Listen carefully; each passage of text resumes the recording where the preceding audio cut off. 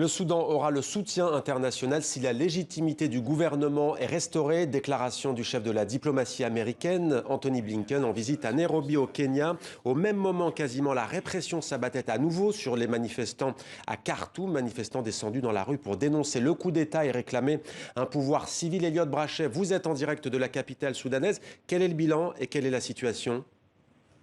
Eh bien, il est difficile de savoir exactement ce qui se passe à travers la ville. Les réseaux téléphoniques sont à nouveau coupés depuis ce midi, ce qui a rendu toute coordination impossible entre les cortèges de manifestants. Seuls les appels venant de l'étranger passent à travers cette chape de plomb. Dans les rues de Khartoum, il y avait plusieurs manifestations éparses, rassemblant chacune des milliers de personnes. Des barricades se sont levées dans certains quartiers. La police, elle, s'est déployée massivement sur les grands axes. Elle a tiré des gaz lacrymogènes et des grenades assourdissantes pour empêcher les opposants au coup d'État de former une masse compacte. Il y a peu, je me trouvais dans le quartier de Bouri, au lieu de la contestation. Les manifestants avaient opté pour le plan B, pas de marche du million, mais des discours et des chants sur les barricades pour demander la chute de la junte. L'idée, c'est aussi de rester pacifique face à des forces de l'ordre qui se déchaînent à certains endroits.